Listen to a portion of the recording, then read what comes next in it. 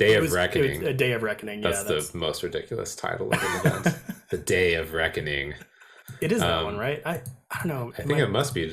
No, it's in New York. Oh, then it's not Day of Reflection. Oh, Day of Reflection. Okay. They're so different. Day of Reflection, Day of Reckoning.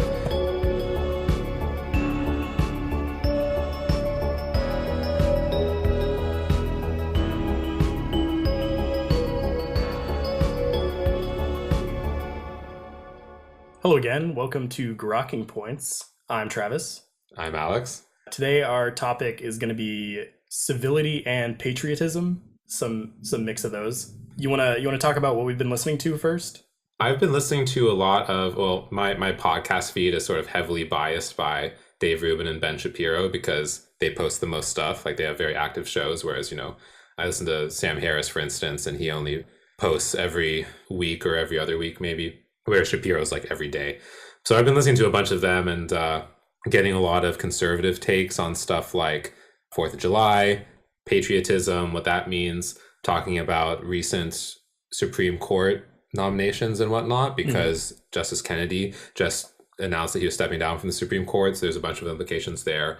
I've got this, there's a great episode with Dave Rubin and Nadine Strossen, who used to be the president of ACLU. And they were talking about free speech norms and how the ACLU has sort of shifted its strategy recently to saying that it's not going to defend free speech as such for like all parties because they want to focus on social justice representation and like supporting minorities. So that's kind of a new direction for the ACLU and arguably dangerous. So they talk about that. So with that, I don't know, is the ACLU, are they obligated to defend Nazis? Well, they're not obligated to do anything. They're just a nonprofit. Yeah. Like they're not like a government institution. But it's more like what they represented in the past was this sort of politically neutral, the thing that we support is free speech in general. Anyone who is having trouble with their speech being suppressed will support them. And so now they're like, maybe not anyone, just the ones that we feel are the most politically aligned with us in a certain way. Yeah, and they have supported Nazis in the past.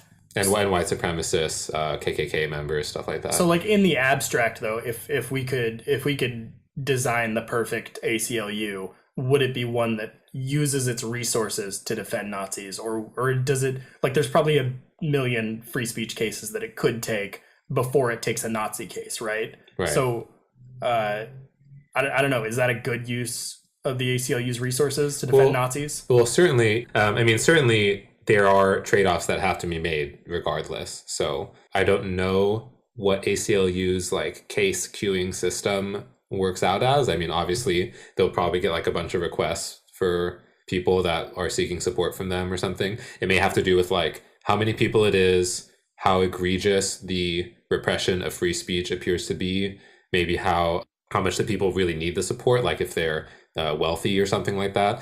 I mean, my guess is the groups that are seeking support from them tend to be like fringer groups. Like I'm guessing the Nazis out there, the ACLU isn't like their first choice of people that they really want to help them. Sure. It's probably more like, they're a fringe group. They don't have a lot of public support. They don't have a lot of resources. Maybe a lot of them can't even get jobs, right? Like it's probably hard to get a job as like an open KKK member or something. And for all I know, I mean, again, I have no idea on the specifics of any of this, but for all I know, they could just be a bunch of rednecks who, they don't have a ton of money sitting around, like lawyer money sitting around, and they feel like their speech is being repressed by the government or some like giant institution. So the ACLU in deciding those cases, ideally according to the past ACLU, they wouldn't select based on which cases seem to align with them most politically or who they agreed with the most, but rather the degree of need and like the egregiousness of the how bad the violation is, the kind of precedence it sets. The precedent seems pretty important actually, especially since the logic goes, if you suppress the speech of miscellaneous hate group on the basis that you don't agree politically with what they're saying, even if it's really bad, like Nazism, then what's to say that in the future, if those people have power, they can't just oppress the speech of like trans people or communists or something like that. Right. And so just because you have the cultural dominance right now doesn't mean you don't want to still support norms of open discourse. And this obviously completely ties into this concept of civility that we're talking about today. Did you catch Masha Gessen on Sam Harris? I did, yeah. I slightly zoned out for some of it, but I did listen to most of it. Yeah, it was a good conversation. I don't have a ton to say about it, other than like Masha seems super reasonable. I liked her a lot. Sorry, what was the topic generally? They talked about like Russian interference, a little bit of Me Too stuff. Interference in the Trump election? Yeah. Okay. Yeah, so they talked about like dictators, comparing Trump to Putin, Christian and Muslim intolerance, fake news. Yeah, a whole bunch of stuff. Yeah, what I took away was that Masha is really reasonable and seems like a intellectually honest, good actor. I assume that this podcast was before she quit that conference in, was it New York? Yeah. The one with like the has Me Too gone too far and all those. Right. Like she basically wrote an article asking, has Me Too gone too far? Like that's one of the things that they talked about. So I want to know why she quit that conference now. What was she known for originally? She's a Russian American journalist, I think. Okay. So she got prominent supposedly because of criticism of like Putin's administration and like I think she was I don't want to say this before I know whether it's true, but I think she was forced out of Russia. I see. Okay, so anyway, yeah, so Masha Gessen, she's this Russian journalist, and she was invited to this day of reflection where one of the topics was, has Me Too gone too far? And he said that was actually the title of an article that she wrote, yeah. That wasn't the title of the article. Okay, she wrote an article kind of to that effect. I see. And then she ended up backing out because I guess a bunch of her Twitter followers or something alerted her to the fact that this was a quasi alt-right conference, or that there was like white nationalists or something there. I don't know who she was actually thinking about. Maybe it was she didn't even specify in her Twitter. And like I'd never read any of her content before she appeared on Sam Harris. So I really expected it to be like this contentious thing where she's like this far leftist and super intolerant of other views and all this stuff, and she was just super reasonable. So I don't know why she backed out of this. Well, yeah, I don't know. It mentions so it's hosted by Dave Rubin, who sometimes people have like goosebumps about because he talked to Mike Cernovich and Stefan Molyneux and other like alt-right guys. Yeah, but I don't really know. Douglas Murray, maybe. It's hard to say. It's quite confusing, but let's just let's move on from that. Yeah, for sure. There were a ton of podcasts in the past like 2 weeks that were just various permutations of Dave Rubin, Jordan Peterson, Ben Shapiro, the Weinsteins, specifically Eric Weinstein and Sam Harris. I mean, obviously, this is like, we talked about this in a previous episode about the intellectual dark web, which is this loose association of people that I guess is getting tighter and tighter. But they have a ton of episodes together. Like, I want to say between that bunch, there was like 10 or something that I listened to in just the past couple of weeks. So they've been kind of going on a tear. And that's also including the Sam Harris and Jordan Peterson debates that were happening in Vancouver. Is that right? Yeah. Yeah, it's been generally good content. It occasionally, like, I think the Rubin X Shapiro X Peterson X Weinstein one got a little circle jerky at points. Well, I think the main thing that these guys talk about now is general complaining about the left, which is kind of the theme for a while. And then every now and then, like it'll go down more interesting avenues. Like they might start talking about evolutionary psychology or information theory or, some deeper stuff about the culture. But it does seem that a lot of the time it's centered around this like rejection of leftist identity politics, which is like, fine. It's just been maybe given too much lip service recently. But I will say one of these episodes, which was Rubin X Shapiro X Peterson X Weinstein, which was, I think it was on the Rubin Report. They did this long conversation about the intellectual dark web itself, and obviously they were talking about each other. But the interesting part about this conversation was Eric Weinstein went kind of hard defending progressivism and talking about how they need to get off the train of like just bashing the left, and they need to pursue an integration and start like selling people on the left on individualism and selling people on the right on policy and collective decision making, which is totally I totally buy that, because like it's the same thing. Like what do we criticize the leftists about? They're like totally intolerant of this entire subset of people, and they see no point where their ideas can converge, and there's just no way forward if that's the case. So why wouldn't we think that that's also the case with us and the leftists and us and the right wing and all of that? Right, right. Yeah, I mean, I like that Weinstein is trying to do this synthesis. I mean, in general, there's got to be some sort of forum where people can hash this stuff out, because still, for the most part, battle lines are being drawn all over Twitter. And I mean, it's easy. Anyone who's not even involved in these circles can just go onto Facebook or Twitter, and you can see like the rhetoric for the most part is the other side of the political aisle is the enemy, and what we really need to do is just like mobilize more and more against them. Yeah. And you saw this coming up recently. So this is going to tie into other things I've been listening to about Alexandria Ocasio-Cortez, who is this recent, she's 28-year-old sort of mixed race Latino woman that beat this like high-ranking Democratic congressman in a primary, and nobody was really expecting it. Not only was she was young, and she was a female person of color, which I guess was notable because she was running against some old white guy. And then also she's an open member of the Democratic Socialists of America, DSA, which is basically, I mean, for all intents and purposes, it's like the Communist Party of America, because no one, for some reason, is allowed to identify as communist, but socialist is fine. But her entire platform is about free education, free healthcare, free housing, and then some notes about like abolishing ICE and sort of opening up borders a bit, and like a fairly progressive agenda, especially relative to like an average congressperson.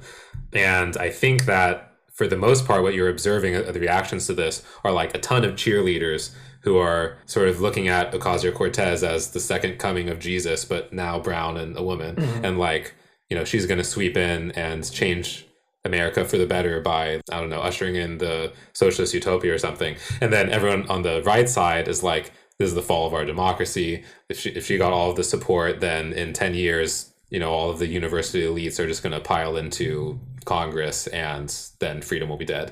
I don't think we're at risk of Congress turning into like 90% Ocasio-Cortezes. I don't really see that. What about 51%? Yeah, I don't really see that happening either. Well, but what do you think about the endorsement from people like Kamala Harris and Kirsten Gillibrand and Elizabeth Warren? Because I think they all had positive things to say about Ocasio-Cortez. Yeah, I mean, that makes sense. I mean, I don't know. I think that's like a strategic move. Democrats have to do this now. I don't know. They can't really be infighting when they're gearing up for an election like this. Well, I see what you're saying, but that is an interesting note, like, because if that is a strategic move, then what we're acknowledging is that the strategically optimal thing for the Democratic establishment is to throw endorsement at the far left, like literally the farthest left in the political realm currently. I mean, why wouldn't it be though? Like, why did they lose the election? Kind of because they didn't do that. Yeah. Right. It makes sense to me. I mean, I guess I see that, but I'm not saying that's a bad strategy. I'm saying, what does that like say about the modern political environment, that the strategically optimal move is throw the weight of support at the most extreme, farthest political end? Well, I think both sides want to move in this like Overton window tug of war. They both want to like pull it in their direction. Is the right side doing that? Like, have they thrown any obvious support at far right I think candidates? They elected Trump like that. Yeah, but Trump isn't a far right candidate. I mean, he's like an anti-establishment candidate, if anything. Yeah. He doesn't even like go on the spectrum. He's like just the point is that he significantly moved the Overton window on a whole bunch of issues. Like, we weren't talking about literally building a wall in these terms before Trump happened. Right. And then there's a whole bunch of issues like that he's really like shifted the window on. Would you call them far right issues, or just like moderate right issues, whereas the previous government was like moderate left? I don't know if you want to call building a literal wall far right, but it's certainly right. And like, it's right enough that it's not something that we were talking about. Like, it's because it's a symbolic move. Like, it's not like a pragmatic, let's, seal up the border move, because there's ways to seal up the border that are more effective. It's a symbolic, like, we care about sealing this border so much that we're going to build this giant symbolic wall. Right. Yeah. I mean, I don't know. I guess the reason I bring this up is because, like, it would be interesting to me to see someone like David Duke receiving vocal support from like the cultural zeitgeist of of the Republican Party or like a conservative movement, I mean that's which you don't assuming really see. I think it's kind of a stretch to say that David Duke is as far right as Ocasio-Cortez is far left. I don't know. I don't know if I agree with that. Like, okay, let's make Ocasio-Cortez the dictator of the United States and let her like mold it exactly how she wants to do it. I don't think it turns into communist Russia. I don't think it turns into the USSR. I don't think it turns into Cuba. I think it turns into like probably Norway or Sweden, something like that. And maybe like a less efficient Norway or Sweden. Like I don't know that all of her socialist policies will work 100% correctly as intended, but I don't think she literally wants to turn the United States into this authoritarian regime the way that I'm sure David Duke would. Right. Yeah. I mean, I guess I can't say I know much about David Duke except literally that just he's in the KKK. Yeah. I don't think I've ever read anything by him or like heard him talk. Yeah, I suppose that is probably true, but I'm also not sure about like, I don't know. I guess it's hard to say because part of the implication in the assumption of dictatorship or authoritarianism by a socialist candidate is that if everyone in the entire country was in support of it, then I guess that's fine.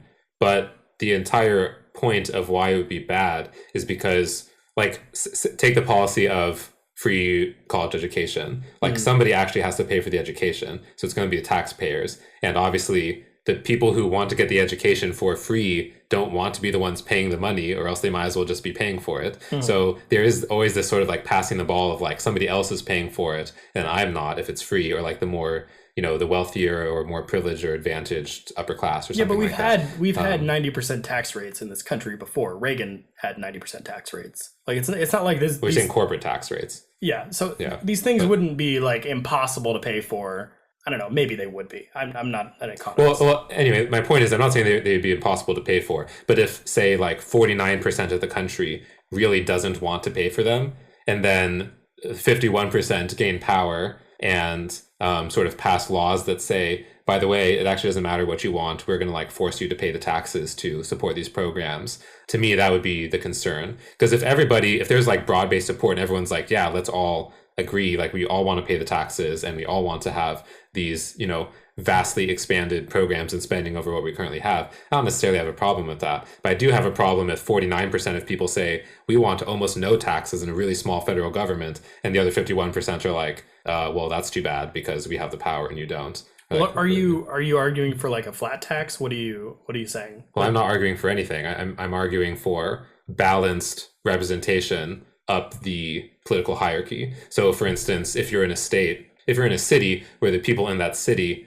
really want free schools, then the city, like the local politics, can sort of enact laws or receive funding from local donors and stuff that say we care enough that we want to set up these like free schools. And then you can bubble that up to the state, where a state can decide that they want to have, you know, public healthcare or something like that, and then they'll fund that and they'll see whether it works out well or not for that state. But that state that might have like 70 or 80% approval for universal healthcare, they can't impose that will upon like Kansas. Maybe Kansas doesn't want universal health care, or they don't want to like foot the bill for that. We're sort already of system. in this reality though. Like we already have Medicaid and Medicare and fire departments and all this stuff that not necessarily 100% of the population wants to pay for, but Medicare and Medicaid do, for the most part, receive broad-based support. Like there are conservatives that argue against them, and I'm somewhat sympathetic to those arguments. But so if you actually had fully universal health care, first of all, that would immediately double, or not exactly double, but it would roughly, on the order of magnitude, double the current budget for Medicare and Medicaid. It would, if you had free college education for everybody, depending on how many people decided to want to go to college when it was free, then that would represent almost an entire doubling there as well. I mean, if you think about that, that's like maybe at least $10,000 for every citizen every year. Or I mean, for the slice of time that they'd be going to college, that's a huge investment. And then free housing, like who knows how much people spend on housing. So if that's actually the offer on the table, like, I mean, you have to answer a lot of questions. You have to answer a lot of policy questions about how you get that done. I mean, maybe there's a nuanced interpretation of only some of the like lowest income people get the free housing, but regardless, there's a lot of implications that could flow from that. And for the most part, I don't anticipate that they would be constitutional, especially if if implemented on the federal level. And maybe you could argue those things about Medicare and Medicaid as well. Do you not think universal health care is constitutional? I think that one is probably the most constitutional among the. Well, first of all, I basically don't know anything about constitutional law. I would wager that's the most constitutional among the among Ocasio-Cortez's or the DSA's policy platform. But I'm not clear on it. I think that it would probably be constitutional provided that private healthcare was still allowed to exist as well.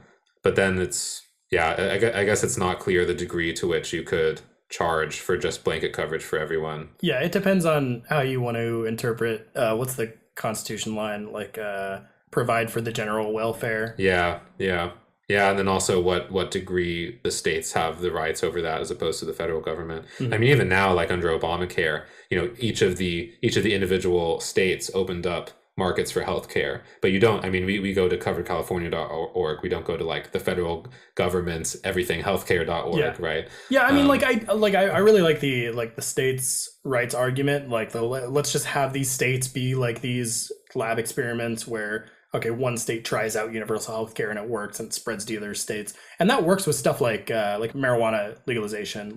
It obviously works, but we don't want one state to lag so far behind on any one like human rights area, like a right? Human development index type thing. Yeah, exactly.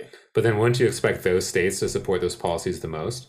Yeah, maybe. I mean, what if they're poor as hell though? Yeah, so they would support having like a federal policy. Support mechanisms the most. Yeah, right? I don't know. But they seem to not. That's what I'm saying. Is that like typically the states that are supporting this are like the big wealthy like urban centers like California, New York, and Massachusetts. Yeah, I mean, I don't know. I guess we can talk about Ocasio-Cortez.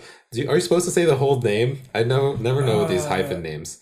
I feel like you are supposed to say the whole name, but I want to just say Cortez. I don't want to do the whole thing. Yeah, I don't know. Well, if they have like 20 hyphenated names, like some like Spanish names are super long. Do you have to say all of them? Obviously not. We'll just call her OC. Yeah, the OC, the AOC. Okay, we can talk about the OC later. Yeah, we can move on from this. Yeah, sorry. I want to talk about Heather Hying's article on Quillette. Did you read that? I didn't. I just looked at it and was like, that sounds cool. But what is it? It's on toxic femininity, which is really hard to say.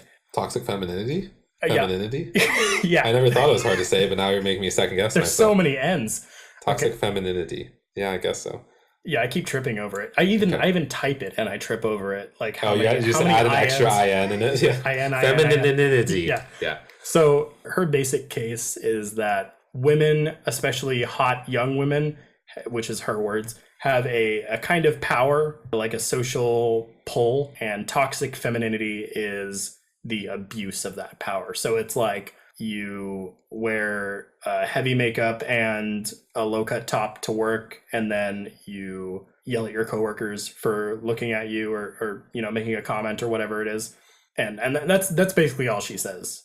Okay, that's toxic femininity. Wait, so what? Well, now I'm confused because when you originally mentioned is like hot women abusing their sexuality or something, I assumed you were going to talk about like girls keeping guys on the hook or like something. Well, I guess I didn't anticipate workplace trauma coming into that because that doesn't seem intuitive to me that would be any sort of oppressive power. It just seems like kind of awkward. Yeah, it doesn't work like inappropriate. Well, I agree. It doesn't have to be at the work. It like in any case where you flaunt your sexuality, people pay attention to your sexuality, and then you kind of punish that attention. Right. I think that's what her point is. Right. Is there something about like the exploitation for personal benefit that's a problem, or is it more that like the punishment is the toxic part of it? Because I was thinking about it intuitively in terms of like you got this hot woman who you could see a cartoon about this where like the hot popular girl at the school makes all the nerd boys like bring her their lunch or like do her homework for her or something like that. Does that sort of manipulation count, or are we talking about like actual dominance punishments? Yeah, it seemed like a kind of like a social punishment type dynamic that she was complaining about. I don't know I don't know if she mentioned manipulation Sure. specifically. Did she mention the mirror in terms of toxic masculinity that she's balancing against this toxic femininity notion? Not really, and that was kind of my problem with the article. Like the toxic masculinity examples she gives are like the standard ones, like, you know, men commit more crimes and are more aggressive and rape people and all this stuff. And that sounds about what toxic masculinity is to me. Like when I think of toxic masculinity, I think of these traditionally masculine traits like aggressiveness, which is good until you're hurting other people, right? Or competitiveness, which is a virtue until you're winning at all costs, stuff like that. So is that the typical framing of toxic masculinity? I felt like we could just be talking about sort of talking past each other, but my interpretation of the, you know, leftist sort of cultural Marxist view on toxic masculinity is that aggression and like competitiveness that you mentioned are almost bad as such. Like they're not even good in general, and that they've gone too far. They're like something that should be cut out of masculinity in general. I think some depictions are like that, but I don't agree with that. I mean, my personal view of toxic masculinity is that it's these traits, and maybe some of them are like fundamentally toxic, but I don't think like competitiveness is fundamentally toxic. And I don't think only men are competitive either. Like women can be competitive, obviously, but the most competitive people are going to be men because that's how statistics work. Sure. Or maybe depending on the domain, like the most competitive in like work or sports or something might be men, but women might be the most competitive in like sexual signaling or makeup tutorials on YouTube or something like that. That was the most sexist thing I've ever said in my life. That's just the first thing your brain jumps to. What are women like obviously way better than men at? Makeup tutorials on YouTube. So this is kind of what surprised me with this article is like I read the title and I was like, okay, well that's something that nobody really talks about. This would be an interesting thing to define because like femininity is a thing. So there are feminine traits. So it follows that because there's masculine traits that can go too far, there are feminine traits that can go too far. So I would expect toxic femininity to be something like a feminine trait is to be self-critical, and taking that too far would get you to anorexia. Sure. Right? Or emotional dependency or something like that. Yeah. Or there's a feminine trait like nurture, like the motivation to nurture. You can take that too far and end up like with Munchausen's by proxy, like that kind of stuff. What is that? That's when what did you even just say? so Munchausen's is I don't know if it's a disorder, but it's like a phenomenon where you kind of make up a disease that you're suffering from for attention. And so Munchausen's by proxy is when a parent, usually a mother, makes up a disease in their child or intentionally causes their child harm so that they can provide care. Right. This was famously represented in the remake of It. Oh, really? Yeah. Did you watch it? No, I didn't. Oh, did you watch It? It was a really good movie, actually. Well, sorry, I should say it's a really good campy horror movie. Right. It wasn't like, it's not going to win any Oscars. Spoiler alert. One of the It kids, because there's like this band of kids basically, and they all have their own little like nerdy neuroticisms or whatever. And so there's the one kid who's like allergic to everything and he always has to take pills. And then you find out that his mom is basically like keeping him sick and like feeding him pills so that she can take care of him and he doesn't like go outside and get in trouble, which I guess was probably a good idea because he like figures that out, leaves, and then immediately is attacked by a fear monster and is almost murdered gruesomely. So, but anyway, but that archetype is represented. Yeah. Like Jordan Peterson very often talks about this in terms of the like archetype of the devouring mother, which is this idea of like a female. Well, it doesn't have to be female, but that's the archetype. Could be male too. Of like over caring or like over protectiveness can have like really bad consequences for either the individual or for whoever that they claim to be protecting. And so the example that he might use is like a mother bear, where mother bears can be super like nurturing and kind with their cubs, and you might see that as like, oh, this is like such beautiful nature and caring and motherliness, until you're standing in between the bear and the cubs, and then it's the most terrifying thing you could possibly imagine. Yeah. And that's not necessarily a good thing, because maybe you didn't want to hurt the cub, and the bear could like chill out a little bit if they really knew what you were doing. But I'm pretty sympathetic to that view about toxic femininity. I know that one. What, Heather Hying's view? Oh, sorry, no, your view. Okay. Heather Hying's, I didn't read the article, and I don't fully get her examples of a workplace shame punishment or something. Yeah, like that doesn't seem like I just don't get what's feminine about that. Well, she should have gone one step farther and talked about like the Crucible. Do you know the Crucible? The play by Arthur Miller / the from freshman year of high school. Okay, yeah. Well, because the basis there is you have these witch trials are going on, and basically the protagonist, who is what's his name, Daniel Day-Lewis, and he's there's a play and there's a movie. Arthur Miller did not write Daniel Day-Lewis, but such a good method actor. Yeah, I was confusing them. I think it's like, wasn't it Winona Ryder that was in the movie as well as the girl? Anyway, but regardless, basically there's this hysteria around witches, and everybody is sort of like forced to repent and like admit that they're a witch even if they're not. And then there's this, I guess, notion of toxic femininity comes up when there's these groups of women that can basically accuse a man of like either witchcraft or like seducing them or like having sex with them or making them like go love Satan or something. And then this is what Daniel Day-Lewis is accused of eventually. And then basically everybody just believes the women if there's like enough of them. And then there's a similar phenomenon where women can like blame other or accuse other women of being witches. And then typically speaking, what would happen is women who just want to get back at somebody could abuse their sort of like victimhood privilege to as like and have some collective power around that, where they would have like corroborating witnesses of like dark magic and stuff. And then people would sort of believe them in a way that they might not if they weren't sort of like crying crocodile tears or something like that. This strikes me really similar to another show that I listened to this week. Yeah, so someone write a response to her or something, or what? No. So this isn't about Heather Hying at all. Okay. So Amy Therese from the Dead Pundits podcast, she was on Serious Inquiries Only, Thomas Smith, and they talked about a few different things. They had one episode about socialism and then a follow-up episode about kind of like a left critique of Me Too. Yes, I saw both of those and I decided not to listen to them, but I knew that you would. What you were just saying reminded me a lot of her critique of Me Too. And it's like this idea that like, so the Me Too movement is about like believing women, and her critique was that that's actually something that can be weaponized. Like in the past, believing women has meant like believing women when they say like a black man kissed them, right, or something. And we should be careful about just these blanket statements that can be weaponized. And she framed this as like weaponized by white women, but like, Yeah.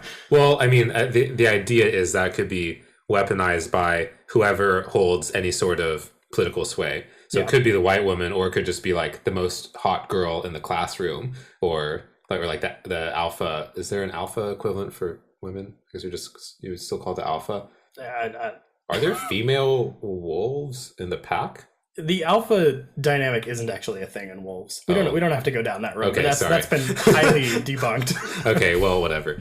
This sort of goes back to, I mean, a general critique of the left, or maybe you'd say like the new left or the modern progressive left, is that, I mean, we had these liberal values of like evidence and like freedom of speech and rights and stuff like this, because the entire point was that it shouldn't be contingent on a trait. Like you shouldn't have to, like if you're a woman, you shouldn't have to provide less evidence for a burden of proof of a claim, whether it's like a legal claim or a logical or scientific claim or whatever. I mean, the whole point is that you should be focused on, the point of Enlightenment's like liberal values of reason and science and empiricism and whatnot, and then also applied to the rights-based conception of the divine individual as held sacred or something like that.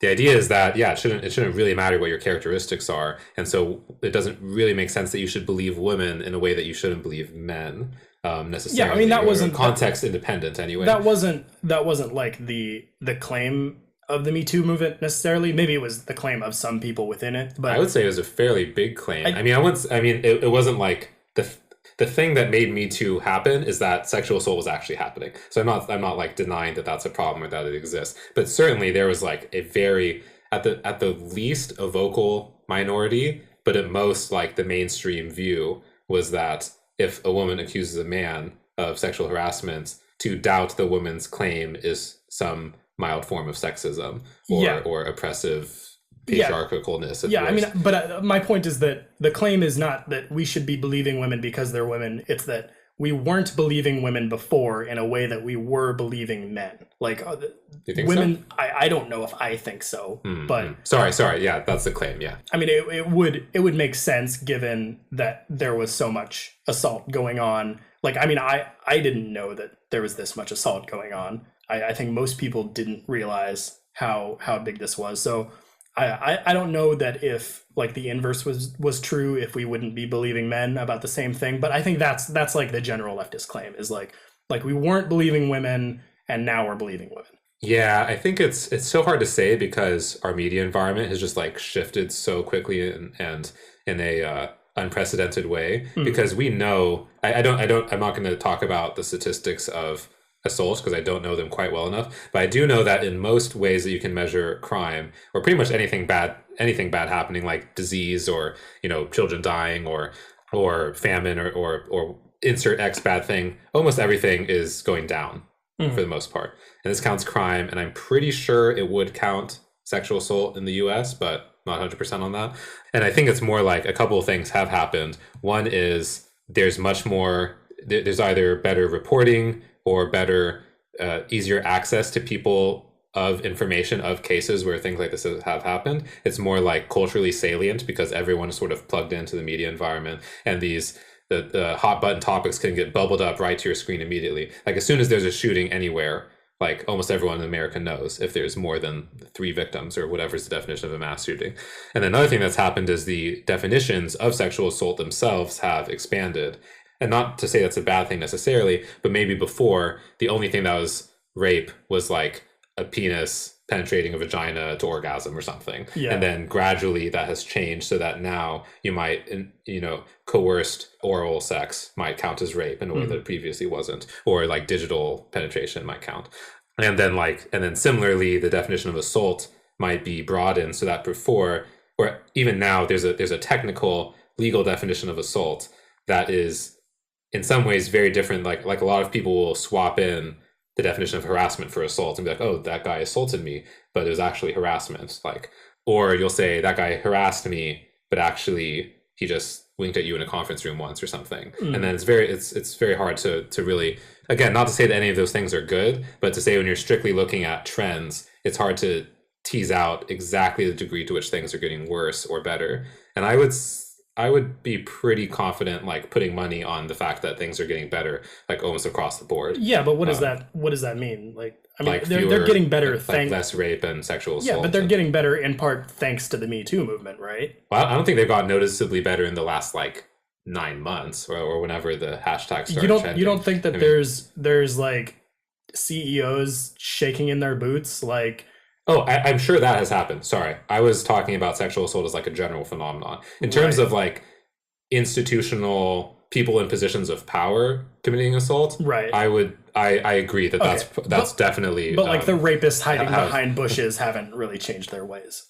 Sure, or family members or awkward high school encounters, which I mean those collectively those have got to be like the biggest sources of assault is like close friends or family members and like drunk people at bars or parties that it's kind of an empirical question areas, but whether that's dropped. I wouldn't say it was impossible that those could have been dropping due to Me Too either.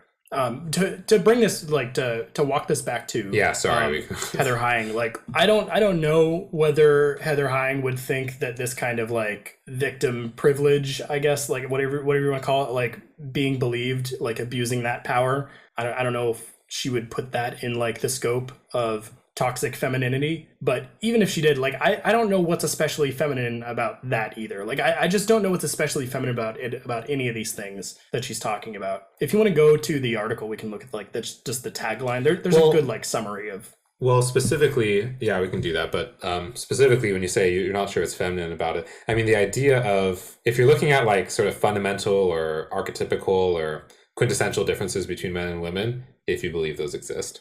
Well, they do But exist. They're yeah, just not necessarily if biological. that's a very confident opinion, Mr. Mansplainer.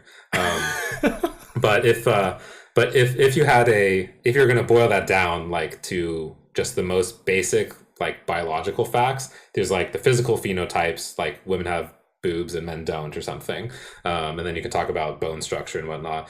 But then like the base behavioral differences are that women are the sexual selectors of the species, and a lot of traits flow from that, and like that's pretty much indisputed in biology and anthropology and everything. I mean, that's just the case. And so in any sort of dynamic between men and women, it's almost always going to be true, or like on average men are going to be stronger than women, they'll be taller, they'll be more aggressive on average, and women are going to be more sexually attractive. Like they're the sexual selector. That's basically just how it goes. And so just like a man sort of beating his wife or like using his physical dominance as like an implicit threat against her, in the same way a woman using her sexual advantage, which is just like purely biologically embedded, in order to gain other advantage like social capital or actual capital or to put somebody else in jail. I would say that's the way that toxic femininity can be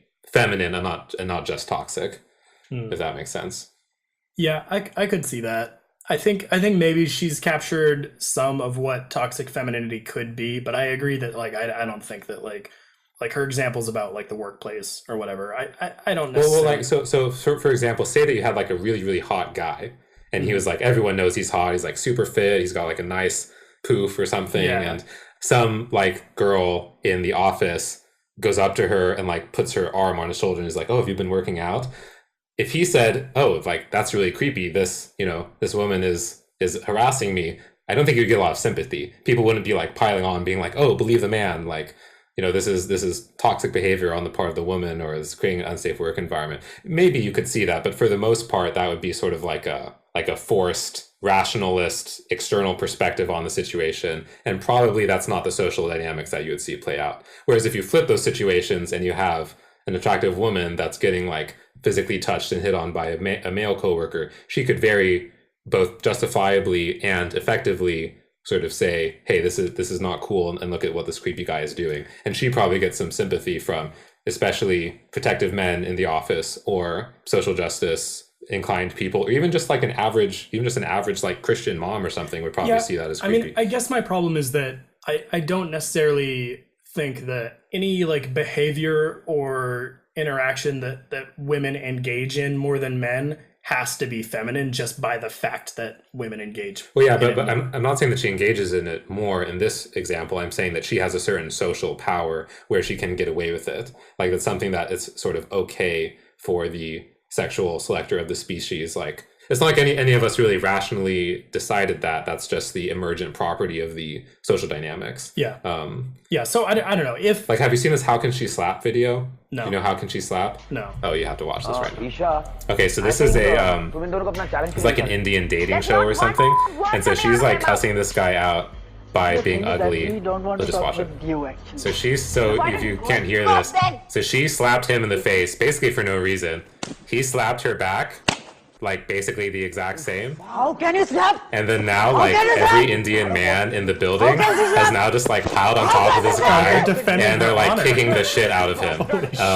And so he's like, "How can she slap? Like how can she slap me?" And like yeah. like, why is it okay that she can slap me and I can't slap her back? And then just more and more men are coming into the frame, just like to pile on top of this guy and beat the shit out of him. Yeah, see, like even this, I don't necessarily know. And he's crying. Jesus.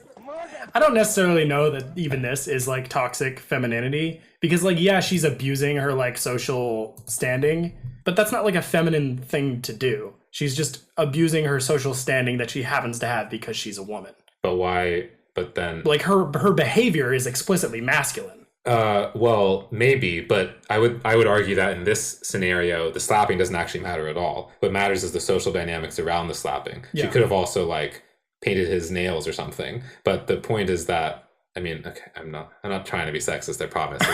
This is what we're talking about, okay? This is what we're talking about. But I'm saying that, like, I mean, a slap is in a lot of ways a much more feminine movement than a punch. Like, she could have punched him in the face, but she slapped him. It was more of like a sign of disrespect or dismissal than like an intent to cause physical harm. But the point is that she can express that, and because she is female, she can get away with it, and she knows that she can.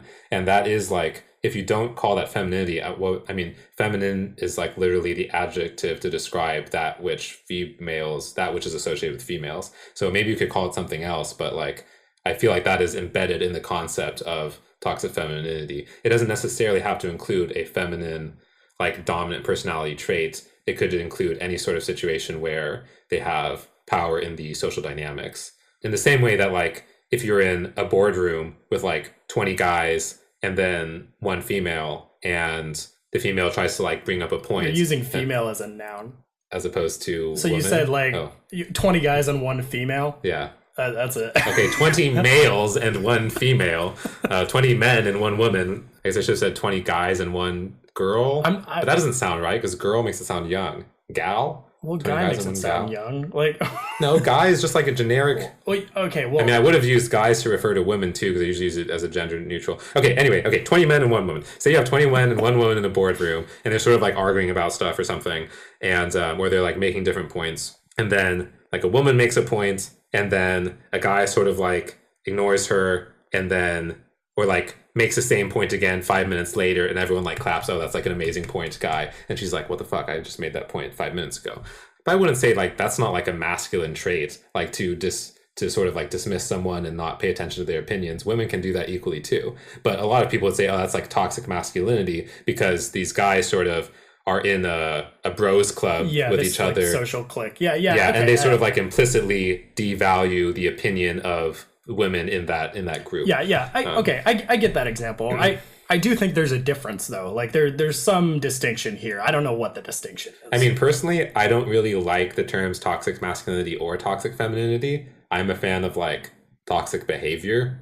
And if behavior is toxic, I'd be happy to point it out. Like, I guess. I don't know. But like the point is that like we have this thing called masculinity, and maybe it is a very vague notion that not a lot of people agree on. We just like we're in this phase in our culture right now where we're figuring out what masculinity should mean, and we know that there are things that we want to leave out of it and things that we like about it, and toxic masculinity is a way of parsing those two. Right. Yeah, I mean, it makes sense. I will say that for the most part, femininity has just like ridden in the background, and what's the metaphor I'm looking for? Like below the radar. Sure. They've kind of been below the radar. Yeah. I mean, it makes sense. Like you were saying, there's this notion of making up for historical oppression or patriarchal structures, and which is why we are focusing on toxic masculinity first and foremost. But I mean, what was the person that the woman who was talking? Amy Therese. Amy Therese. Sorry. Yeah. Therese was she started out talking about white women, which isn't necessarily the only way that toxic femininity can be instantiated. But that is something that, I think that's overdue for a conversation, considering how much there's like a pretty solid cultural understanding of toxic masculinity, even if people don't agree with it. Like, people know what you're saying when you say that. Mm-hmm. And I think this notion of toxic femininity is very young. Like, people don't have a very good understanding of it, except maybe clinical psychologists or archetypal Jungian analysts or something. Mm-hmm. And a nice thing about that actually is you can look to examples from media and like movies and stuff. And Jordan Peterson does this a lot. And you can point out like, well, if you want to understand what toxic femininity might be, why don't you go and look at a female villain from a classic story? And so an example of that might be like Ursula from The Little Mermaid, mm-hmm. where she keeps all of these little like worm like subservient souls in her cavern, and she'll like offer them, oh, I'll take care of you and I'll give you what you want. In return, you give me your soul, and I like keep you inside mm-hmm. inside of my house forever. And I'll take care of you, sort of. And then you turn into this pathetic little worm thing that is, pitiful. And like that's an amazing representation of the devouring mother archetype. And then you could even go much deeper, and you could have like what's it called, Grendel's mother from Beowulf, like way back in 1100s. And then you can even go to mythological stories from Egypt and whatnot, if you want to bring this up. But I think there is definitely a cultural understanding of, where femininity can go wrong that's sort of not understood in our contemporary discourse very well. Yeah, I think that's an idea that's worth exploring. I don't know. I still don't think I'm very impressed by Heather Heying's exploration of it, though. I'm not impressed by your summary of her exploration either. Yeah. But I would probably want to check it out and see what she actually said. All right. But we can move on. Yeah, you want to go to civility and patriotism? Sure. All right. I've got a clip I want to play from something else I listened to, and this was from a little while ago, but it's pretty relevant. So this university professor was on NPR's 1A podcast, and the context here is they're having a discussion about civility, and she's taking the side of here's why we shouldn't be civil. And then the other voice you're going to hear is Joshua Johnson, who's the host of the podcast. Okay. I do, however, want to ask you about the stress, about the tone.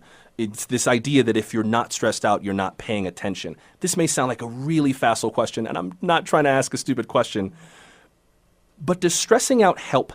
Do you gain anything from stressing yourself out, or would it behoove you to find ways to be just as civilly disobedient with a level head? I have a level head. What I'm calling for is actually level. I'm not going to engage in this conversation of civility over incivility. I want to engage in the issues that Todd Getling also raised, that we don't have a civility crisis here, people. We have a democracy crisis. So it's a little bit like, we're going to rearrange the deck chairs on the Titanic as we watch this thing sink. No. My stress motivates me every day to use my white privilege. When I see people engaging in racist, obnoxious behavior, I'm going to call them on it.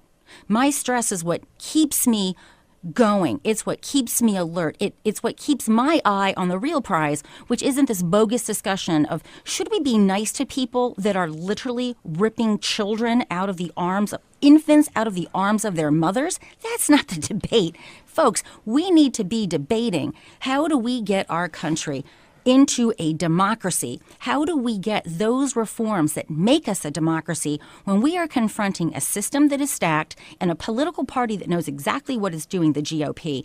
And moreover, we are talking about the Trump's base, which is fact resistant, mobilized by fear. And there have been countless psychological studies on the profile of the Trump voter and why they're so respondent to fear, right? Let's be careful about not painting people with too broad a brush. No, some of those folks are in our talking, audience and want to empathize with what you have to and say. I'm talking No, really, about hold on. studies. Everybody stop. Everybody stop. Because, see, this is where civility starts. It starts and ends with me. I'm in charge of this conversation, so everybody stop.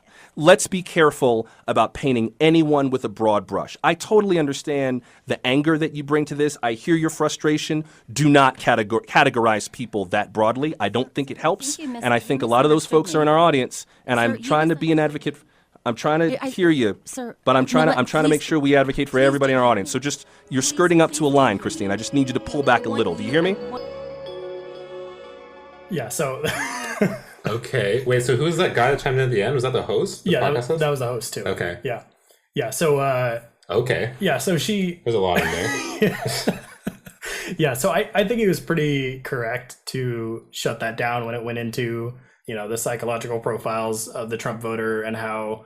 it's obvious that they're all like fact resistant and they're all stupid and it's them that are tribal, not me. I'm right. the right one. Yeah. So you would say your take on her take is cold, like you weren't super down with that? I wasn't super. Okay. I played that because I thought it was the wildest thing I've heard on NPR in a while. Okay. Yeah, I mean, that's just that is pretty funny that he was just like, whoa, we're stopping, and I was like, wow, that's a strong opinion from an NPR host. Yeah, I will go into this take that I have from Eric Weinstein in a bit. I thought it was very interesting that in that, like, how long was that clip? Like 2 minutes? No, less than that. 2 minutes? Maybe around 2 minutes. Yeah. But she was only talking for like one of the minutes. So in the 1 minute where she was talking, she contradicted herself like 3 times. Yeah, and that was crazy because she was like. We are rearranging seats on the Titanic while it's sinking, and the big problem is that our opponents are engaging in fear-mongering tactics. I was like, wait, what? Like, do you not? I mean, in terms of the like strategy behind what she's saying about like if something's really bad, you shouldn't be civil. I do agree with that. And I understand that it doesn't make sense to prioritize politeness in the face of, existential threat or extreme danger or whatever. But then the actual like things that she was saying didn't really mesh pretty well with that. That was confusing to me. And then she also made a point about how we need to take our democracy back. And the problem was that our current institution, or like the GOP, is not democratic. But like they were all democratically elected. Yeah. And Trump was not the like institutional power. That was the demos. Like if anything, Trump represents the problem with democracy. Not that we need to solve Trump with more democracy. Yeah. Like Trump was the one that just said like, hey, the people, like who cares about the experts? Who cares about, the politicians? Yeah. You guys just like me, elect me. Yeah, our democracy was supposed to be protected by this electoral college machine, and that was like the exact mechanism that managed to elect this populist authoritarian. Yeah, it succeeded.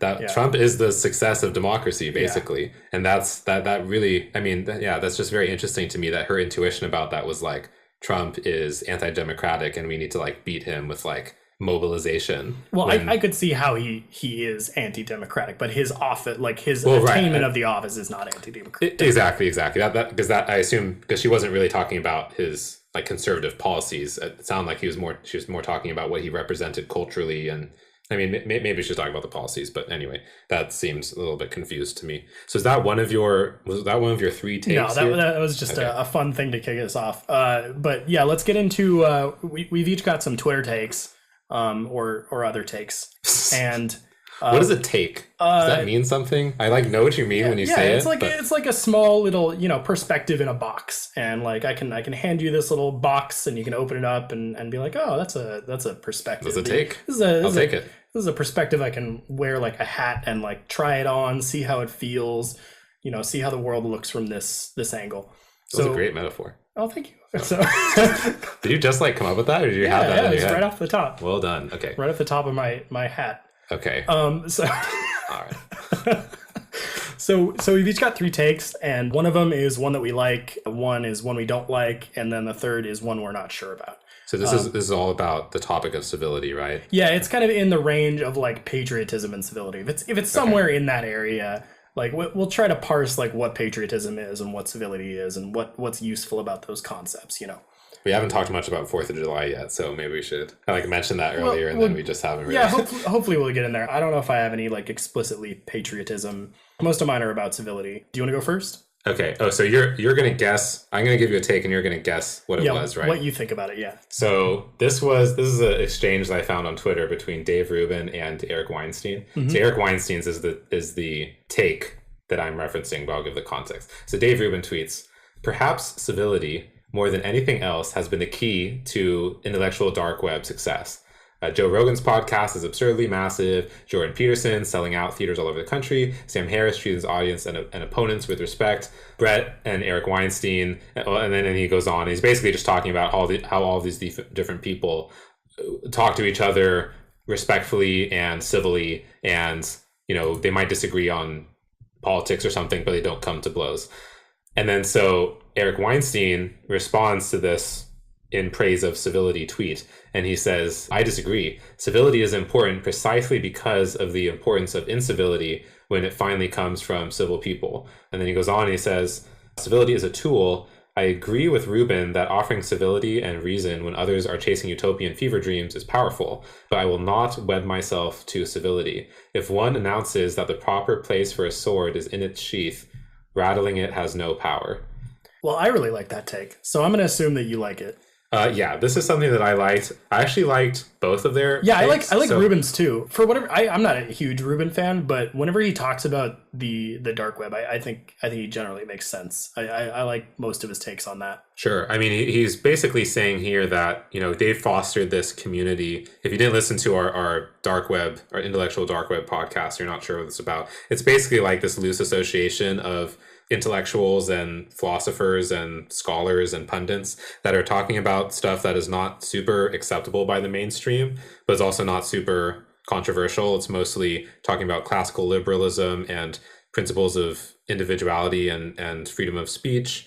and then a little bit of social commentary, social cultural commentary. And they're from all over the political spectrum in terms of like there are some progressivists and centrists and libertarians and conservatives, like cultural, religious conservatives. So Rubin is saying civility in this regard is the key to progress, is that you can get these people that have different opinions, but they'll come into a shared space and hash those opinions out and try to, push the dialogue further instead of painting their opponents as like oppressive or racist or, some sort of term that will put them in a box that you can put on the shelf and ignore.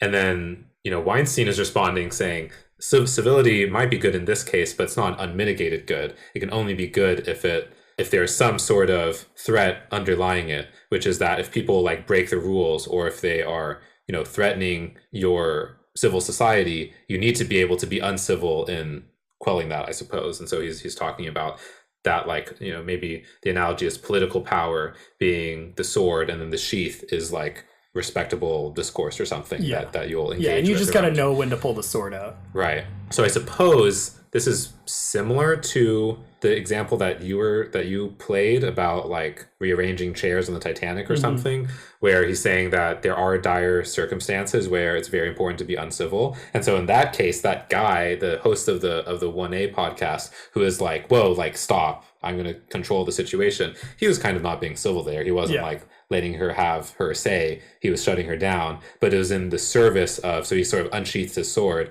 in order to bring peace to the broader conversation. Yeah. And that's a very interesting concept. I haven't really thought about how that it should instantiate itself in like actual behavior. Some of mine will be a little related, so we can expand a little more. Let me read you my first one. So this is from Peter Norway. His Twitter name is @classicalliberal. I think I've seen this one. Yeah, the liberal is where the E is actually a 3. So good to know. Yeah, so Peter Norway is a pretty like reliable source for pretty progressive takes. So here's what he says. I've been shitting in my neighbor's yard for weeks, and now they refuse to invite me over for barbecue. I'm available for you at New York Times if you want to write 4 profiles about my work and how I'm being frozen out of social circles by libs who don't tolerate diversity of opinions. Okay, so this is like an ironic sort of leftist type. A little bit, yeah. Okay, sure. So he's basically saying that there's some hypocrisy going on where someone will infringe on another person's rights by, say, shitting in their lawn or disrespecting them. And then when they're not given respect in return, they sort of cry victim and say, oh, why aren't they, invite me over to their house? And and it doesn't have to be necessarily like shitting on their lawn is infringing their rights. It's just like you don't have anything interesting to say, but you expect to have a platform, I guess. Sure. So I need to guess if this is a good or a bad take by you, right? Or one I'm not sure about. Okay. I'm going to say that you're not sure about it. Yeah, that's right. Okay. Yeah, I don't think I am sure about it because... I had like a 50-50, but... Yeah, well, I mean, it's a good guess. So I think there is like a point here. I think, you're not like entitled to a platform based on what you say. And if all you do is like if somebody is shutting you out of the discussion, that doesn't necessarily mean that you're being deplatformed. It could just mean that you're not saying anything interesting. Or they don't like you. Yeah. The people who maintain platforms are gonna platform the things that they like, and that's just like that's just how the world works. Like I don't know. So it sounds like you're supporting the take then. I'm not necessarily. I don't know. So what's the part that you're uncertain about? What's the counter argument to this sense of like why should they invite you over if you've shot on their lawn? Well, because metaphorically speaking, because you can say that somebody is shitting when they're actually not. Like they're actually having a reasonable discussion, and you just don't want to talk to them because you're saying they're shitting all over the place, and you can just say that about anything. Right. So you think the logical presuppositions of the metaphor are sound, except that the mapping of the metaphor to reality can be sort of abused. Yeah, I mean, like someone could just say, maybe the point of civility is that it's this like meta rule that people can't abuse in this way by claiming that because someone believes something that's egregious, then therefore I don't have to listen to what they say, or like it's okay to deny them from a legitimate platform or something like that. And that the norm exists because reasoning like this can be abused, and that people can say that for instance you're engaging in hate speech when really what you're doing is just like reporting on a study of empirical facts or something like that. And they say, oh, you're shitting all over the lawn. They're like, I'm just pointing out to you that there's shit on the lawn. It Yeah. wasn't me. Yeah, Like, I'm just exactly. showing you. You did, don't shoot the messenger sort of thing to say, oh no, that's hate speech. Yeah, so it kind of depends on what the specifics of this point are, like who exactly they're talking about. Like I think Nazis don't do much but shit on people's lawns. KKK. We've had this discussion before about how not everybody that the left is calling a Nazi is necessarily a Nazi. Yeah, I mean, I have to say, I've been following, I mean, like I said, I've listened to probably Rubin and Shapiro have dominated my podcasts for at least the last couple weeks and maybe for several months as I've been trying to pay more attention to the conservative side in general. And so I feel like I understand the conservative movement fairly well, like in terms of principles, or at least the new conservative movement, maybe not the old like Christian right or something like that. But so far, even with almost all of them like constantly railing against the left or talking about freedom of speech or, deplatforming and stuff like this, almost none of them have ever mentioned being outraged at like a KKK member or like a Nazi being deplatformed. Like that just doesn't happen. They're not trying to talk at schools and getting shut down. The people who are getting shut down are like centrist political commentators. Yeah, or like some of them. I don't know whether Rubin has complained about like Milo being deplatformed, but like Milo's one of those guys where I don't think he's a Nazi, but I don't think he's like a net good. Yeah, sure. I mean, he's probably the most provocative on the scale, except maybe like Alex Jones is on the further. But Alex Jones isn't really getting invited to universities. Yeah.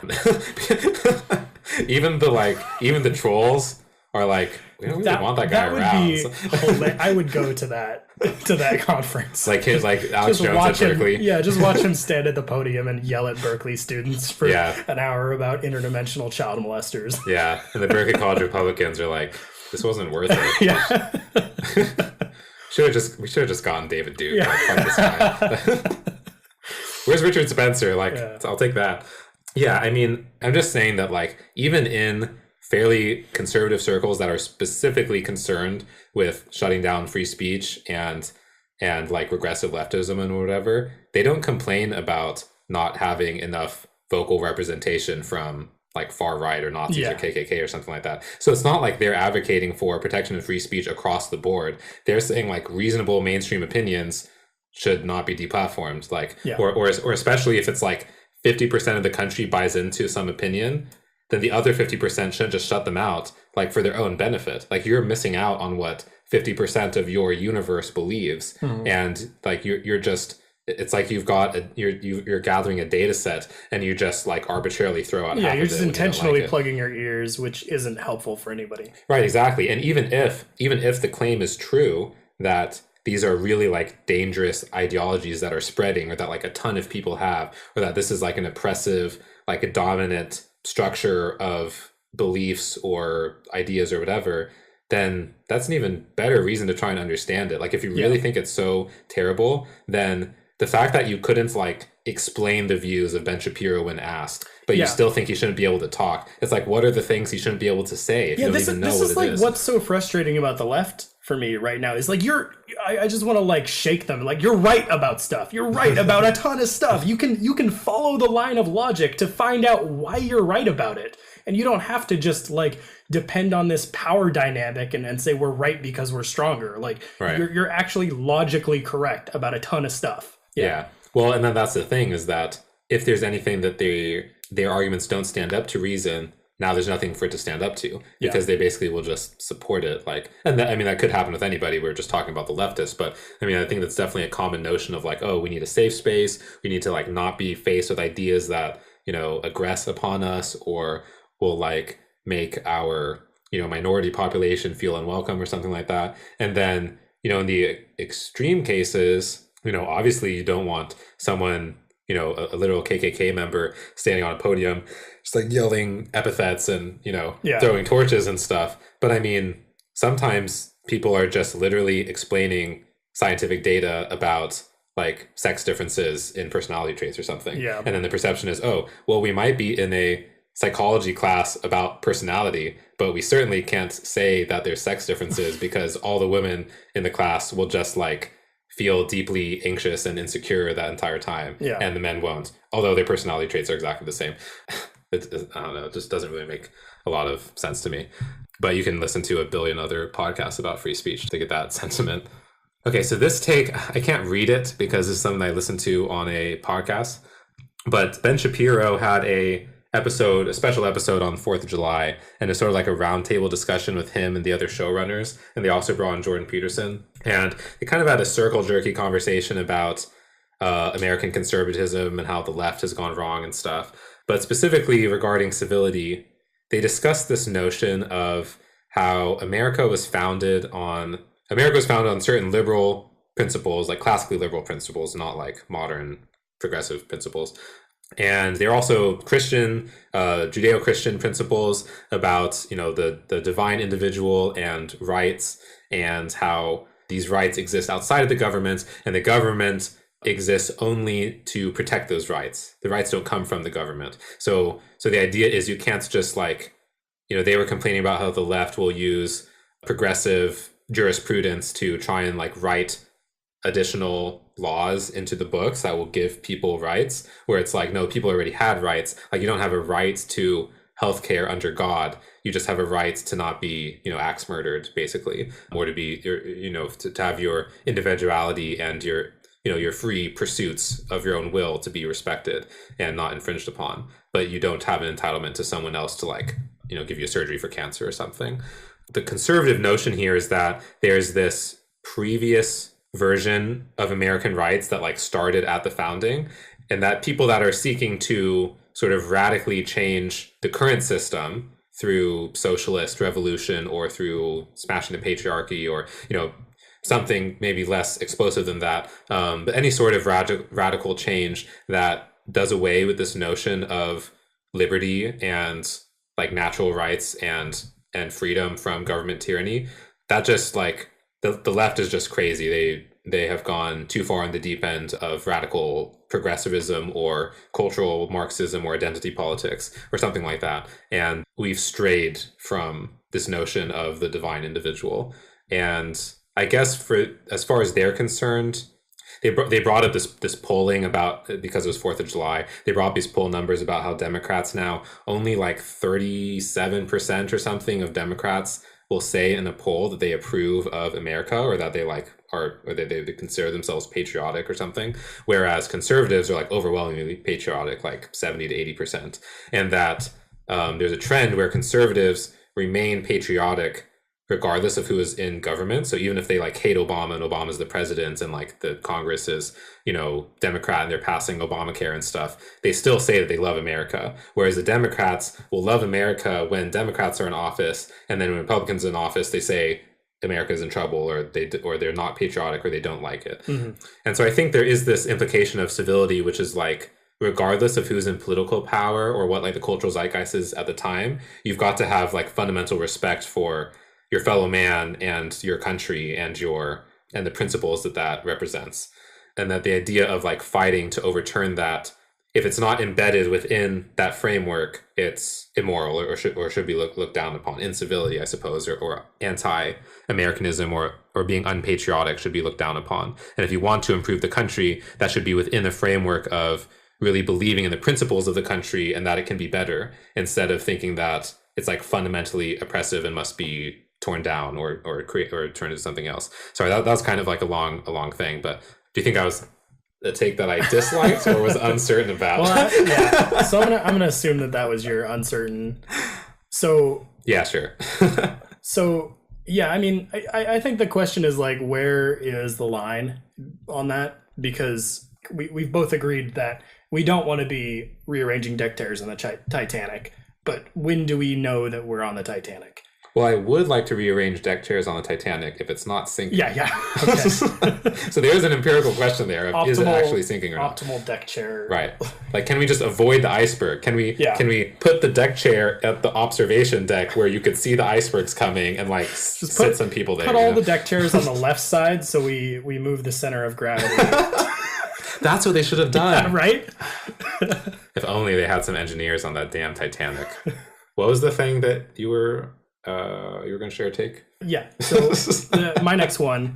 Sorry. So this is from Black Aziz Anansi. Is that supposed to be a pun on Aziz Ansari? Yeah, I guess so. Okay. And the Twitter handle is @FreeYourMindKid. So this is like a chain tweet. Like this is just the first tweet in this line of tweets, but the first one kind of summarizes the whole thing. So I'm just going to read that. Sure. So he says, "You really want to know what grinds my gears about a good portion of, quote, the resistance?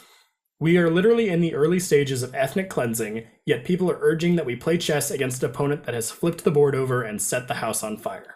Okay. And that's it. So this isn't so much different than the clip I played earlier, I guess. Yeah. And like the take is like, okay, so civility is good and fine until somebody's flipped the chessboard over, and then we can't like there's no use sitting down and having a conversation with that anymore. So like this really just depends. Like, do you think Donald Trump has flipped the chessboard over? So when he's talking about resistance, he's talking about like he's criticizing the left because there's not like revolutionary like black bloc full bandana exactly Molotov cocktails yet. Yeah. Okay. Interesting. Well, I'm gonna guess that your take is that you dislike it. Yeah. But okay. Yeah. This is the very extreme version of the what Peter Norway tweet that I read just a minute ago. Yeah, it sounds like instead of shitting on the lawn, you're setting the lawn on fire and then bombing it and then fucking the ashes or something. Yeah. Yeah. I mean, I think that from a strategic point of view, it's actually kind of on point as opposed to like a moral point of view, because like this notion of having the table been flipped and you're still playing chess, I think there is some element of that, which is like, and I think that your original First Amendment podcast quote from that woman was interesting, because Trump is definitely playing a different game. Yeah. And he represents a game that's being played by the decentralized anti-establishment populace in general. And Trump was not supported by like the mainstream media channels, including on the conservative side, until after the fact. But originally, you know, like Ted Cruz and such were supported by the mainstream establishment before he started gaining in the polls and whatnot. And a lot of his support, I mean, I don't know how much you can really owe it to 4chan, but there was like a ton of memes and a lot of like information spread like through these back channels or through like media controversy and like clickbait and hits and stuff like that. Definitely 4chan thinks that they memed Trump into the presidency. Yeah, I mean, maybe they're responsible for like 0.5%, which could have mattered on the margin. Yeah. But regardless, I mean, my point is that like it's true that he represents a non-traditional model for how someone could become president, like, or at least non-traditional in the last 50 years or something. Maybe it could have been similar to some older is it a non-traditional model for how somebody is operating as the president? Maybe as well. I mean, it's obvious that he's just like completely dispensed with traditional political notions of like double speak and like, I mean, saying one thing and then meaning something else. He neither says nor means anything. Yeah. It's just like random crap for the most part. It's like the guerrilla tactics of it's like he's wearing camo through his speech. He's just like putting out just like random stuff so that people can't even really tell what he is thinking or if he is even thinking anything. And so I think it's true in a certain degree that to fight an enemy, you have to understand what they're actually trying to do, and that the left doesn't really understand what has made Trump successful. Like the fact that they think Trump was successful because he had like money and like oppressive tyranny behind him just doesn't make any sense. He was like a TV star. He had popularity behind him, if anything, not political power. Well, so you think money, this is strategically good? Why do you think this is strategically good? Well, I think it's good to point out that like if you're not playing the same game, you can't use a better strategy in your conception of the game to win. Yeah, so sense. okay, you've got to shift your strategy commensurate with what is actually being done by your opponents. Yeah, okay. So to bring this metaphor back around, so like you're playing chess for the fate of the country. Like if you win this chess game, you get to elect your leader, and if they win, they get to elect theirs, or whatever, or enact your policies, whatever you want to call it. And the opponent flips the board over and starts shitting on the lawn. Okay, yeah. So what's the best strategic move here? Do you start shitting on the lawn? Run to E5. Well, I mean, that's the question. Like, that's a legitimate answer. Like, do you start shitting on the lawn with them? Do you just punch them in the face and win by default? Do you pick the chessboard back over, put the pieces back, start playing by yourself? Do you set a good example by like, okay, well, here's how the game is supposed to be played? Like, what is the best strategic move for that? Yeah, I mean, it's hard to... The metaphor necessarily misses out because it has two dimensions, which is like chessboard and then flipped chessboard. Yeah. Whereas like obviously in the real world, you don't even know what game you're playing, and there's like levels of different games that are happening at the same time, and then you're like, is this better for like the next 5 years in the US versus the next like 200 years? Yeah. And that's really hard to say. I mean, I would say that in general, the framing of there are like multiple games being played and you have to be aware of that is like a reasonable framing. And you shouldn't necessarily be committed to always playing the exact same game. But there's obviously value in like, if you look to the past and you can see that the game of representative democracy is basically been working well, or like been doing what we want to do for the last few hundred years. Like we haven't obviously had a dictator. Like the closest thing we had to a dictator was FDR, because he had 4 terms in office, and that was like, I mean, he's a pretty mild dictator. That wasn't even explicitly prohibited by the Constitution until after. Exactly. It was only prohibited in spirit, which is that the founders obviously didn't want someone to have dictatorial power. Yeah. And George Washington sort of like set that precedent by stepping down himself. But I mean, I think the notion of playing by the rules is definitely like a conservative notion, which is look to see what's happened in the past, like keep doing that in the future, even if you're not fully sure why it's working. So like if you've got a document like the Constitution, you could just like tear it up and say, we don't need no Constitution. This was written like 300 years ago, like fuck it. Or you could go through the currently defined process for amending the Constitution and electing the people that are going to amend the Constitution and stuff like that. Yeah. And I think that like, obviously there's always a balance. You've always got to, in some ways, keep the stuff that's working, and in some ways try new things. Yeah. And in certain situations, you do actually need to throw out the rule book or flip the chessboard or whatever. Yeah. And try So something totally different. whether we're approaching a reality where civility is useful or not, we should expect the progressive end to be the ones who are saying, okay, the chessboard's been flipped over. This isn't working anymore. Right. We need a different tactic. We should expect that to come from the left no matter what. Because conservatism aims for traditionalism. The conservatism aims for the status quo at the very least, and the way to maintain the status quo is with slow reform, I guess. Yeah, I mean, I think there's a reason that the center or like moderate right is not supporting ethno-nationalist Nazis and stuff or for Trump, the most part. Really. Yeah, a lot of them will even denounce Trump. Although Trump, I would argue, doesn't represent a move super far right. I think, for the most part, they are saying, the status quo is mostly good. Let's like keep doing the same stuff. And we do need incremental improvements. Yeah. But in some cases, maybe we overstepped and we actually need to roll back a little bit, like roll back federal power, or maybe there were a couple Supreme Court decisions that weren't that great. Yeah. And so actually that brings me, I had a point here about Shapiro was talking about the recent Supreme Court hubbub because Kennedy is stepping down, and a lot of liberals were worried because they're like, well, this is the guy who's been the swing vote in favor of, mostly progressive decisions by the Supreme Court. And Shapiro was saying, like, for a Supreme Court to be majority conservative is not like a travesty that conservatives are like dominating the court. It's not a matter of political bias. It's that judges should be more conservative. In some way, that's sort of the purpose of the law, is that you've got this like set of rules that it has to change slowly. If it changed really, really fast, you've destabilized your, the fabric of your social reality. Yeah. And so I'm sort of sympathetic to that, even though I would, on the surface, support a lot of the liberal decisions that have been made in the past, such as like Roe v. Wade and, various decisions about gay marriage and such. Like, I support them on the political level. It's like something that I would advocate for, but I don't really mind if the Supreme Court specifically takes a more conservative position, because like their role in like 3 branches of government is to be the thing that's like old and like standing still. Yeah. And like not, what you really don't want is you don't want a president to get into power that can just put people on the Supreme Court and then like totally change everything. Yeah. I mean, the fact that the leftist worst enemy, which is Donald Trump, came in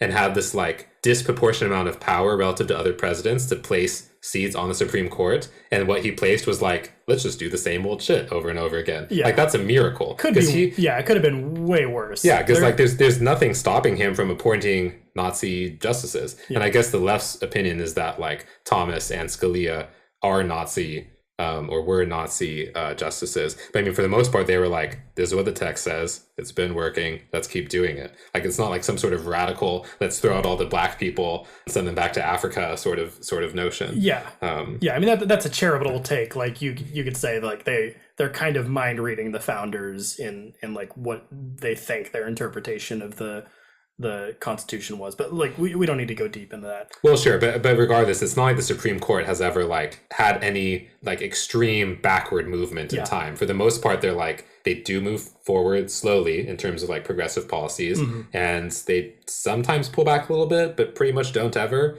And the idea that like if on the progressive side, it's totally fine if they just jump arbitrarily left and just do whatever they want with the law, regardless of constitutional interpretation. And if the conservatives just like hold the line and move forward a little bit, then they're like Nazis. And none of them are ever talking about like stepping backwards by like a leap and bound, or rightwards by a leap and bound. Yeah, that logic just fails if you consider like the status quo to be basically a Nazi regime, and like staying at the status quo is really, really, really bad. Yeah. But yeah, go ahead and tell me the take that you dislike. Yeah, sure. So my last take, which is obviously the one that I don't like, is you may have heard of this article by the New York Times. This is called "How Conservatives Weaponize the First Amendment." This article is summarized in the title of the article. You can read it, but I feel it doesn't really say anything more than what it's suggesting, which is, I guess, does that make for a good article or bad article? I don't know. So the notion is basically it goes through and explains how there were various notable court cases where conservative judges protected the First Amendment. They said there was a question about whether somebody should have been able to say something or should have been able to act in a certain way and not be punished by the federal government. And the Supreme Court said, yes, you can act in that way and not be punished by the federal government. And then the writers of this article have basically accused the defense of the First Amendment as being just pure like political shillery or partisan shillery or something. And then they're like just trying to, that they're weaponizing the First Amendment in service of some like broader political agenda. And I think it's just I'll just be frank, I think it's a completely ridiculous article. They have this here, I guess I'll read this excerpt. So they have this point here where they say, two decisions were the latest in a stunning run of victories for conservative agenda that has increasingly been built on the foundations of free speech. Conservative groups, borrowing and building on arguments developed by liberals, have used the First Amendment to justify unlimited campaign spending, discrimination against gay couples, and attacks on the regulation of tobacco, pharmaceuticals, and guns. Okay, so it's saying they're borrowing / building on the arguments developed by liberals. Like liberals were the ones that. Yeah, it's not like we founded this country based on this principle. Like, right. Yeah, it's not. Yeah, it's not like this is literally the oldest principle in the entire book. That. Yeah, but I mean, liberal, and then they're like sort of bait and switching classical liberal notion with progressivism, which is often like illiberal. But anyway, so they're saying like it's developed by liberals, and now the conservatives are like abusing it to justify like all these conservative positions. Like the entire premise here is that because they're supporting all of these things that we don't like because they're too conservative, the fact that it's in defense of free speech is like a bad thing because it's been weaponized to support these political things. But of course, if it was the opposite direction, and if they were supporting the good policies of all of the like progressive stuff that we like, then that would be anti-First Amendment, and that would be great. Like, let's just get rid of the First Amendment so that we can make room for all these like good these good policies, and stop weaponizing the First Amendment. Who needs it anyway? Like, let's just get rid of it, and then we can just do whatever we want. And then conservatives aren't like protecting their agenda. And then they don't even consider the idea that free speech itself is the agenda. Like, they don't consider that free speech can actually be like a good in general, and it's just only like a political tool of the conservatives or something. Yeah, they don't go in this article about like how free speech has been a weapon of the left for like decades and decades. No, it wasn't a weapon. It was used by the left for the glory of God. There is no God. For the glory of babies. I don't know, of unborn babies that now they no longer have to suffer the existence of being born. And it's just like there's no self-awareness in this article. Yeah. It's just like there's no representation of the other side. They don't even. It's just frustrating. It's frustrating that this would be published in the New York Times. It's the preeminent free speaker. They're speaking freely, like like you're using it right now to talk shit about. You're weaponizing freedom of speech to write this article. Like it's completely absurd, and I'm just not happy. Not happy with this take. yeah, that's a pretty bad take. Yeah. I don't know if I have much more to say about that. I have one more to close us out. I cheated a little bit. Okay. It's not really like a Twitter post or a take by anyone who's alive, but this This Theodore Roosevelt quote has been going around on Twitter, and I think it's excellent. Okay, sure. So I'm going to read it off. Patriotism means to stand by the country. It does not mean to stand by the president or any other public official, save exactly to the degree in which he himself stands by the country. It is patriotic to support him insofar as he efficiently serves the country. It is unpatriotic not to oppose him to the exact extent that by inefficiency or otherwise, he fails in his duty to stand by the country. In either event, it is unpatriotic not to tell the truth, whether about the president or anyone else. Wow. That's prescient. Yeah, right? That's crazy. Is that like an actual quote? That's amazing. Yeah. Dude, Teddy Roosevelt is a G. Right? I just read that. I had no idea he'd said that, and I just came across it around July 4th, and yeah, how fantastic is that and relevant? Yeah. I mean, I will say that it was a lot more logical than I expected it to be. I expected it to be like a little bit flowery and like prosaic. Yeah, no, it's almost a proof. Right? Yeah, exactly. It's like a thesis of a paper. Yeah, no, that's great. Yeah, no, I mean, I think that is in large part what the Shapiro and friends were getting at when they were talking about how this notion that regardless of who is in political power in your country, like you love the country insofar as it's like it's embodying the best ideals of that country. Yeah. And so like if there are people that are acting un-American, that you, or like a large number of people, and like if you believe something like America is a country of immigrants, or this is a place that anyone can go to be free and not feel like their sexuality is oppressed or that they're discriminated against by race or something like that, I think it's definitely problematic, I'll say, to kind of turn around and say like, insofar as America is not like doing that perfectly exactly right now, then we should just destroy America. Like let's get rid of it. Because we're doing it better than anybody else is by a long shot. Yeah, I mean, or at least we have thus far. And like insofar as we're straying, we should be like, hey, we were the guys that ended slavery. We were the guys that gave women the vote. Yeah. We were the guys that legalized gay marriage. Let's hold that line. Like that's what we want. Yeah, this is the experiment. This is the shining city on the hill. Exactly. Yeah. Not like let's burn the hill down, like find another hill. It's like let's clean it up. Let's make it shiny again, right? Yeah. This is our hill. And I feel like that's definitely a sentiment that is missing in at least on the modern left, and maybe just in general, because people just like are afraid in this polarized climate of talking about politics at all, or like saying that things are good. Like, how dare you say things are good? Things are bad. Like, the ship is sinking. The right sucks. The left sucks. Like, I don't know. And like I noticed, because on 4th of July, I was sitting in my Airbnb in Ireland at like some random time because the time zones are different. And I was scrolling through trying to see like where are all the people that are celebrating the country that I love, and like where's the fireworks, and like where's the people changing their profile picture to be like an American flag background instead of a French one or whatever. And there was almost nothing on the entire, like I was just kept scrolling and almost I saw like my aunt, who is late 60s and sort of lives in the mountains and grows weed, posted something about 4th of July, and then a couple annoying leftists talked about how it's really should belong to the Native Americans or something, and very, very little patriotism. Yeah, well, I mean, patriotism is a signal, and it doesn't signal what it used to signal, which is like this solidarity with like this set of ideas that we can all rally around.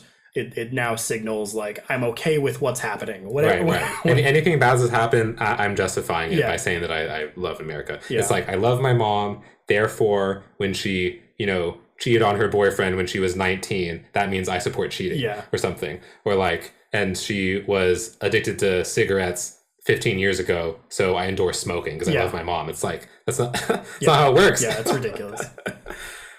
Okay. Now it's been like a week or so after that, and I'm not, the like emotion has died down a little bit, but I did feel like kind of deeply sad. And that for that afternoon in Ireland where I felt like there was something that I really cared about, and I didn't even know how to express it. I almost wanted to post a quote from the Declaration of Independence or something on that day. And I knew, I mean, maybe I was just wrong, but I kind of felt that nobody would care, or that would almost get like a negative backlash. Yeah, you knew what that would signal. You've kind of internalized. I think everybody's kind of internalized that intuition, like what that signals now. Yeah, and I guess that maybe grew out of my old I think you described as like SNL leftist days, or like Daily Show leftist, where, I mean, I would say that Jon Stewart was actually really good at this, about like maintaining patriotism. Yeah, the world also, misses, like, criticizing. Yeah, the world like mourns for Jon Stewart. Yeah, but there was a zeitgeist at that time where while criticizing America, he was sort of like the last stand in like the liberal culture, where it was quite common, and like this is also in the era of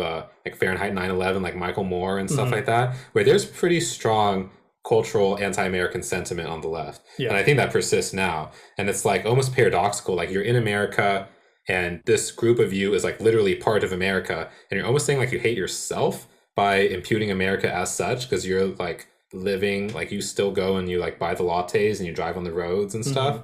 And I mean, in a certain sense, I agree with that guy who's like, if you really don't buy into it, like, yeah, go and throw the Molotov cocktails. Don't sit and text on your iPhone about how much you hate capitalism. Like, to me, that's just kind of disgusting behavior. It's like, if you're going to really believe in something, like, believe in it. Don't like pay lip service to it while like, you know, building a bubble of like security around yourself with like the immense wealth you've been given by the fortune of your birth, right? And then like criticize that. That's just, I don't know, that seems like kind of the most un-American to me possible, which I guess is maybe they should be un-American. Maybe they should be anti-patriotic then, if that's what they really think. But anyway, okay, that's my rant. Yeah, well, I think that was a good conversation. Are you about ready to wrap it up? Yeah, I guess so. Do we have an ending segment here? No, we don't. Okay. No, that was it. That was it. That was Grokking Points. You've been grokked. Is that going to be our thing? I don't know. You just got grokked. Yeah. Again. Grokked you again. Follow us on Twitter. Yeah.